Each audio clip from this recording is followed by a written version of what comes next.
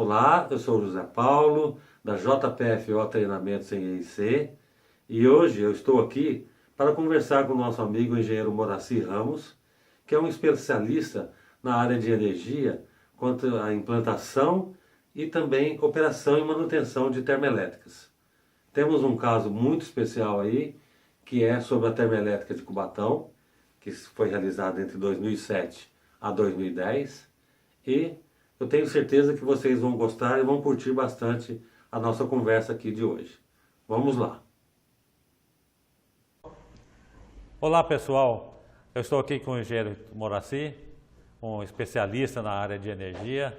Mais uma vez a gente está num bate-papo aqui e a gente se conheceu na Camargo Corrêa em 2007, quando começou o empreendimento de Cubatão.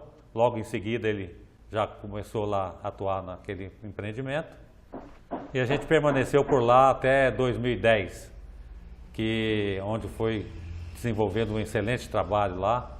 O engenheiro Moraci tem um perfil muito de inovação, de persistência, criatividade, e lá a gente implantou o sistema de planejamento por blocos, uma novidade para o nosso cliente, que era a Petrobras, lá na UTE Cubatão.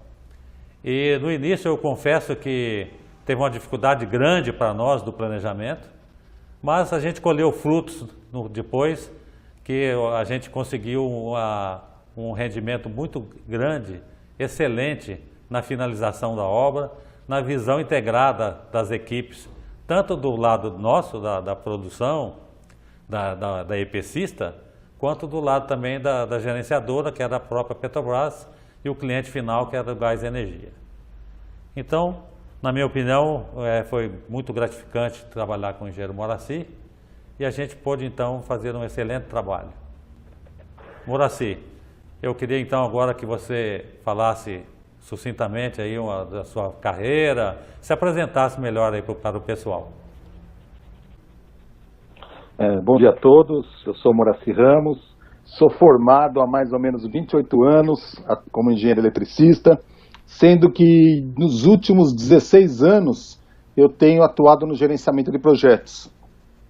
Se falarmos dos dois últimos projetos, onde eu conheci o José Paulo na área de planejamento, que foi na UTE de Cubatão, um empreendimento de implantação em regime de EPC turnkey, de uma termoelétrica. É um importante projeto para se destacar que haviam 10 anos que no Brasil não se instalava uma termoelétrica. E nós retomamos esse empreendimento e concluímos eles com muito orgulho, né? Motivo pelo qual nós conseguimos fazer mais um empreendimento, né, usando todo esse background aprendido em Cubatão, né? Nós terminamos Cubatão dizendo que foi uma grande escola para todos nós. Aprendemos muito, crescemos muito e pudemos aproveitar toda essa experiência em outros grandes projetos. É isso aí. Excelente, Moraci. Inclusive, essa metodologia que a gente implantou lá de planejamento em blocos, onde além dos sistemas operacionais que tinham que partir, alguns, como dependiam de outro, tipo a turbina, ela ia partir, mas dependeria então também da caldeira de recuperação. E aí a caldeira era um outro sistema operacional. A própria turbina tinha vários sistemas operacionais. A caldeira também tinha o sistema de baixa, alta, de vapor, né? No entanto, o pessoal, você pilotando a galera lá, enxergou a necessidade de fazer blocos. Por quê? Não só os sistemas independentemente poderiam funcionar, mas sim os blocos. Isso passou a ser utilizado em outros empreendimentos do nosso cliente e tornou-se também uma referência. Então, para você, como foi isso aí? Você se lembra de que, para nós, foi muito importante isso aí. E foi realmente aquele desafio que a gente tinha do prazo, que era super apertado. O cliente tinha uma multa que em 10 meses era o valor do nosso contrato. Exatamente. Então, isso pesou muito na nossa negociação, de que a gente tinha motivos de sobra para atrasar a obra e, no entanto, o prazo que a gente deu lá para o cliente, a diretora na época que foi lá, a gente cumpriu a risca e ganhou até um bônus lá na negociação. Então, Perfeitamente. você se lembra bem disso aí, poderia contar um pouco para nós essa experiência e se remeter àquela época lá. Perfeito. Eu lembro com muito orgulho todo esse trabalho que nós passamos, que foi um grande suador, né? Um projeto, ele passou por gerências complicadas, por uma falta de respeito ao seu planejamento, havendo planejamentos individualizados em setores individualizados, cada um criava o seu macro planejamento, né? E via a sua atividade, esquecia de ver o todo, né? Esquecia de ver o produto final. Ele corria numa determinada área, sendo que a área prioritária era outra. E às vezes na análise de sistemas, olhando sistemas individualizados, você não consegue criar uma prioridade integrada, quando as partes não se conversam. Então, cada um define a sua prioridade porque ela dá um avanço para a sua área, dá uma melhor produtividade para a sua área, mas esquece de ver a produtividade do conjunto, que é a realização da obra, que é a finalização da obra. Né? Principalmente numa fase de partida da planta, que não é o final entregar a chave, mas a gente está pronto para partir a planta, pronto para colocar os sistemas operacionais. E nessa época, onde a gente já tinha um atraso grande, nós já tínhamos uma perda financeira grande, né? Atrasos nos avanços, atrasos para receber, atrasos para medir, né? Estava trazendo o projeto para um buraco muito grande. Problemas grandes, soluções inovadoras, né? Nós analisamos bastante naquela ocasião, discutimos muito e começamos a analisar o bloco. O que vem a ser um bloco, né? É uma área, né? Uma área delimitada, onde todos os sistemas se interagem. E a gente precisava fazer sistemas estarem prontos para aquele bloco partir, né? Não adiantava, por exemplo, ter o sistema elétrico da planta inteira funcionando se eu não tinha o prédio civil daquela unidade pronta para eu poder atuar, né? Atuar dentro daquele painel. Então eu saía de uma visão sistêmica, ou uma visão por sistemas, né? Sistema nós entendemos aí sistema elétrico, sistema mecânico, sistema de automação, né? E trabalhamos num sistema de bloco. Nessa região, o que eu preciso fazer para ela concluir? O que eu preciso colocar aqui dentro para ela recuperar o prazo dela, né? E analisando os blocos, interagindo com os outros. Eu lembro muito que a sua equipe, na ocasião, ela fez um mapa de blocos. Isso. Como que aqueles blocos iam se interagir. Nós temos alguma coisa tipo de um PERT, de um CPM, saber as datas mais cedo para esse bloco, a data mais tarde para esse bloco. Tinha a rede de precedência de cada bloco, dos sistemas operacionais e também dos blocos, onde você poderia partir, tipo a turbina e a caldeira, com a recuperadora, independente das outras caldeiras de força que estavam ainda em montagem. Exato, e os sistemas, ele via a caldeira inteira, e eu precisava partir uma caldeira, para ter um sistema para aquela caldeira. Exato, ia gerar o vapor de alta, que ia passar lá pelo mesmo sistema próximo das caldeiras de força, e, no entanto, a gente tinha que ter essa visão integrada e seccionada ao mesmo tempo, né? Foi uma forma diferente de se visualizar o projeto, ou seja, a gente precisava sair da casinha. Exatamente. Né? A metodologia muito boa que estava sendo utilizada, ela não estava sendo assumida, né? Ela estava sendo assumida pelo conjunto, por todos os integrantes do empreendimento.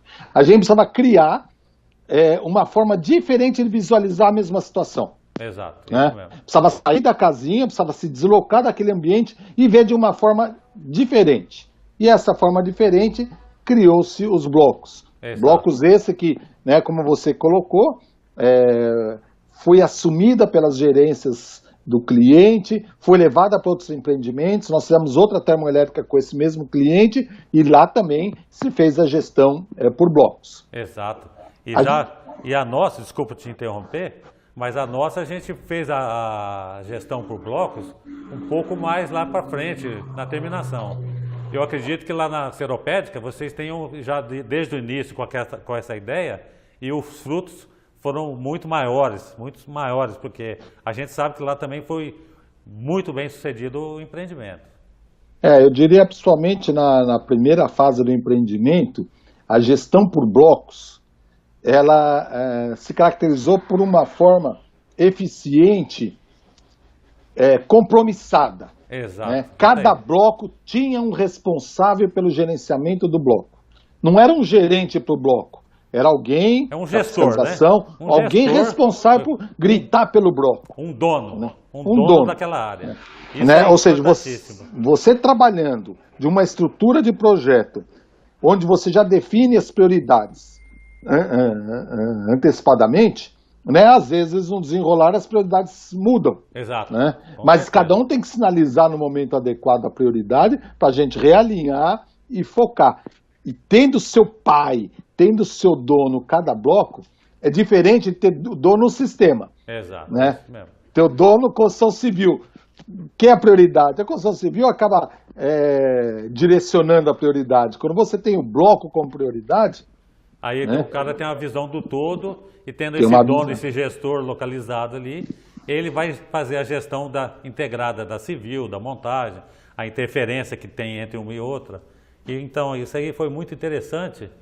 E eu perguntaria também para você, Moraci, qual a importância, então, nos seus empreendimentos de implantação, a importância do planejamento, programação e controle. Como que você enxerga isso aí?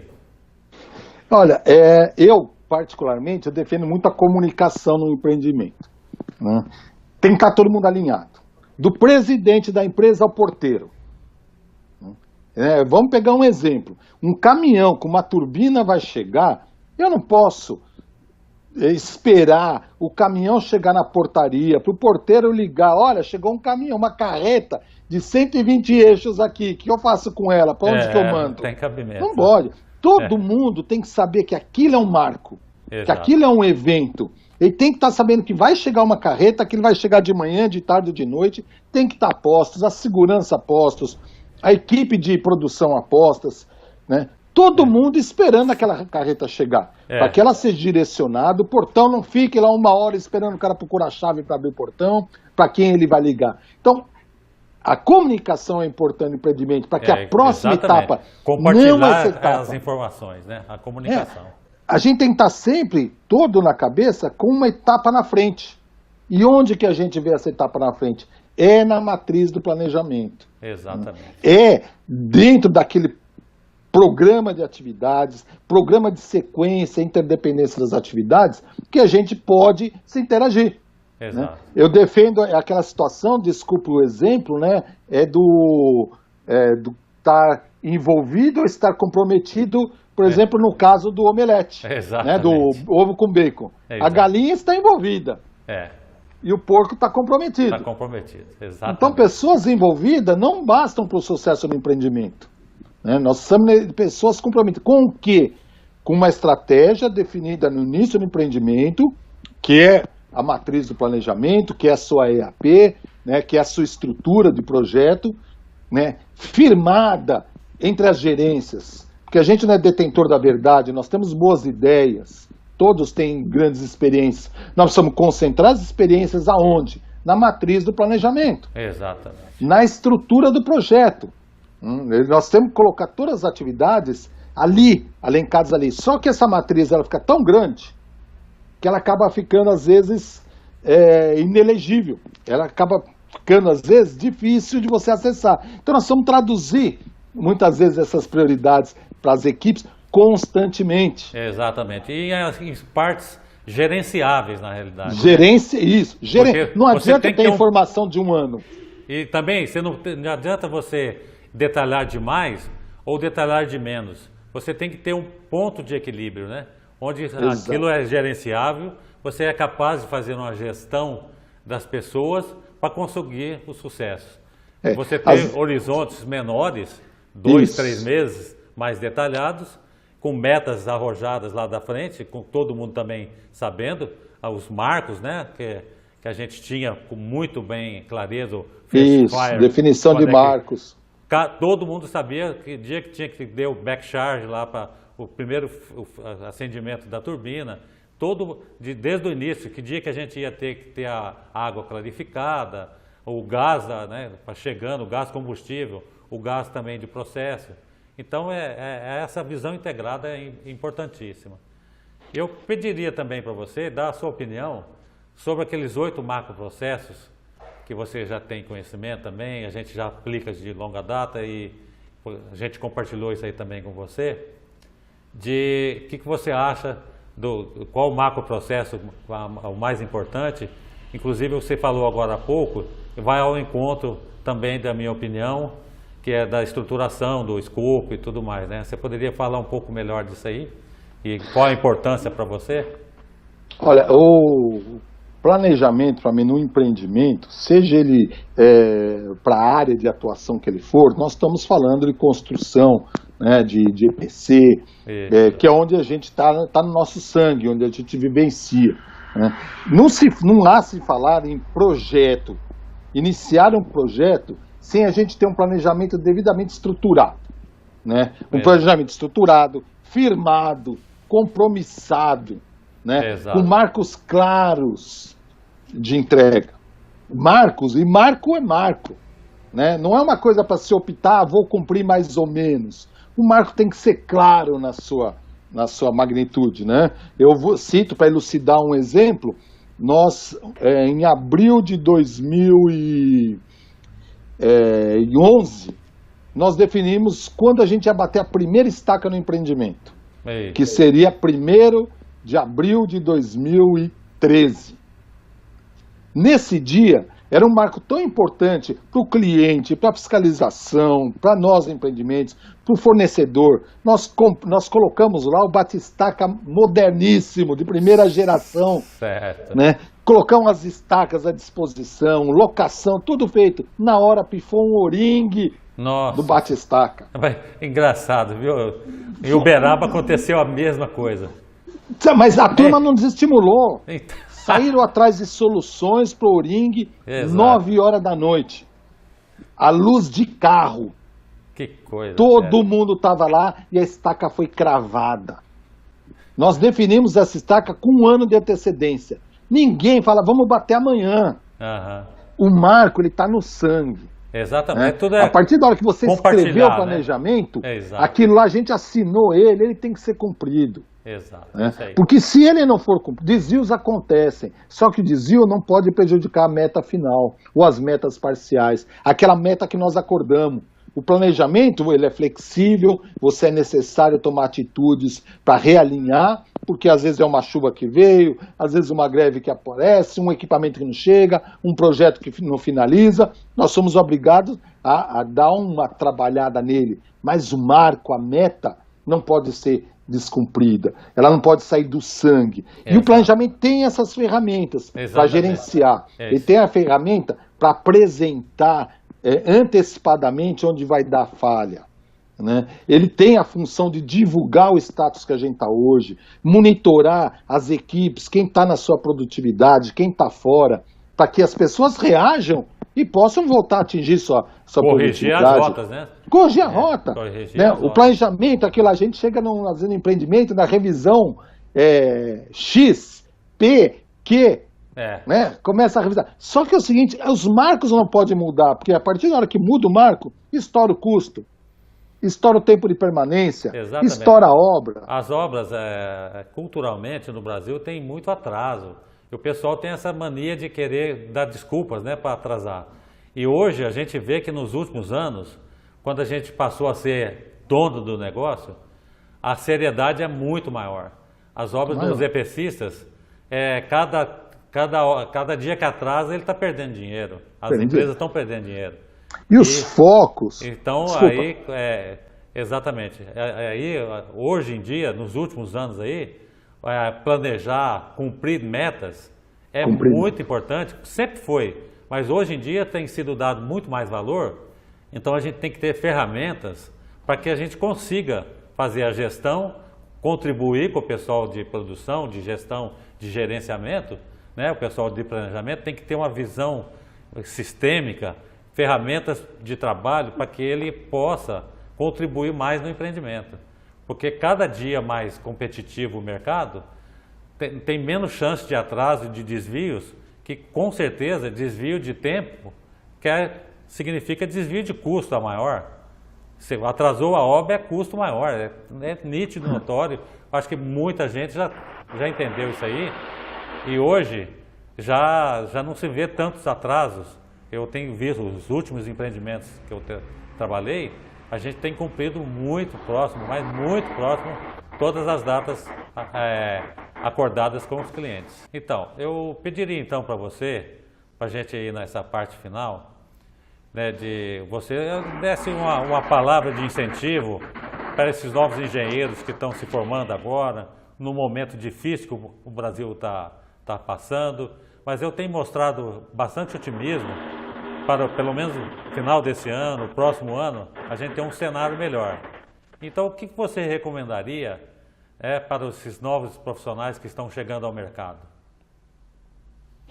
É importante, né? Nós estamos justamente em mais uma crise no país, não é a primeira que nós passamos, né? Nesses últimos 30 anos, quantas e quantas crises nós passamos. Essa talvez esteja uma maior, porque ela está envolvendo problemas políticos, está envolvendo uma das maiores investidoras do país, né? E envolveu as principais construtoras do país. Então os empreendimentos deram uma minimizada, mas o país continua crescendo. Os projetos vão reiniciar. O importante é estar preparado para isso. Exato. Custos menores, mão de obra sobrando, vai ter que ter gente com mais qualificação. E o pensamento aí tem que ser novo. O pensamento não é trabalhar, arrumar um emprego. É a participação, é onde eu posso ajudar. Né? Uma área de planejamento, uma área de segurança, uma área de qualidade, ela tem que pensar diferente. Eu não sou um controle de qualidade para eu reprovar um serviço, para eu reprovar um produto. Eu sou um controle de qualidade durante um processo para eu não permitir que aquele processo falhe. Eu não permitir que aquele produto dê um retrabalho. Exato. O planejamento, ele vai ter que atuar cada vez maior com recursos limitados, sendo um balizador, e as demais gerências têm que confiar naquilo que está escrito, naquele plano de trabalho, naquele planejamento, para que a gente não perca. Exatamente. Não adianta fazer relatórios finais pós-morte, relatórios de 100 páginas. Quantas páginas um relatório? Às vezes dava 300 páginas um relatório mensal. Você gastava um mês fazendo um relatório para dizer que morreu. Não agrega valor, né? Não agrega valor. Nós temos que criar formas e trabalhar essas 100 páginas como alertas diários para que não se desvie. Exato. Né? Então, a nossa cultura, que já tem mudado bastante, porque os custos têm sido cada vez mais apertados, os recursos cada vez mais escassos, a gente não tem tempo de retrabalhar. Então, a mentalidade de iniciar tem que ser diferente. Eu tenho que servir. Eu sou área de apoio, eu tenho que servir a produção, desenvolver técnicas, metodologias para a gente fazer melhor antes. Não a gente corrigir o que está reparado. Exato. Isso cada vez vai ser maior, essa necessidade. Vamos ter que fazer, porque senão nenhuma empresa vai pegar projeto, e se pegar vai quebrar. Os projetos vão retomar muito em breve, assim que a gente passar essa turbulência política, vão retomar, seja por uma grande empresa como Petrobras, ou por uma estrangeira que vai fazer o serviço aqui no país. Ele vai ser feito, a necessidade vai ocorrer, seja na área de infraestrutura, na área de energia, vai ter a necessidade, vai precisar, e vai ter que ter uma cultura nova. Exatamente. Então a pessoa que está começando tem que se preparar. Nós que já somos mais veiacos, já temos essa experiência, temos que formar, cada vez mais formar, como essa iniciativa sua, formar pessoas, colocar doutrinas novas no pensamento e saber que tudo pode ser feito melhor. Exatamente. E também o pessoal passar a ter também a possibilidade de sucesso, né, como a gente tem tido nesses últimos anos, nessas parcerias que a gente tem feito aí com você, com esses outros amigos que eu tenho mostrado aí para o meu público, e vou compartilhar outros também aí com a turma, e mostrando que é possível você fazer um planejamento bem sucedido, você ser um planejador de sucesso e contribuir, como você falou aí, contribuir com o projeto. E trabalhar, até que a gente tinha um líder lá em Cubatão, o engenheiro Valdir Varela, que falava que todos nós trabalhávamos para a produção. Trabalhávamos para o resultado final, que é o quê? Áreas de apoio. Todos nós somos áreas de apoio. O produto final é a obra. Todos nós temos que trabalhar para que a obra seja realizada. E quem faz é a produção. Porém, nós não viveríamos sem a produção para poder realizar, eles também não viveriam sem a gente, dando o apoio. E essa cultura que a gente tem implantado nos empreendimentos, com a interação com você, com os demais gerentes que a gente trabalhou, é que tem feito bem, um excelente trabalho, que é bem sucedido, uma integração entre produção, planejamento, qualidade e gestão integrada de todo o gerenciamento. Exato. Então, Moraci, eu acho que a gente falou bastante sobre o nosso trabalho. Eu queria agradecer a sua disponibilidade na sua agenda aí, que a gente sabe que não está fácil para ninguém, e agradecer a sua participação aqui no meu canal de informações. E se você quiser também se colocar mais uma vez, e a gente pode finalizar por aqui. Zé Paulo, é sempre um prazer poder participar de atividades como essa que você está propiciando, né? Eu gosto de mostrar os grandes cases que a gente já participou da vida. Estou aberto para participar a hora que você precisar. Né? A gente se agenda, se organiza. Saber que a gente pode dar um pouquinho do nosso conhecimento para formar grandes profissionais do futuro nos enche de satisfação e orgulho, né? Saber que nós construímos essa história. Nós já fizemos parte de uma grande história, de grandes modificações, né? Estamos juntos. Ontem, hoje e amanhã, com certeza, vamos estar aí desenvolvendo mais uns grandes projetos juntos. Exatamente. Muito obrigado. Até uma próxima. Um abração. Abraço.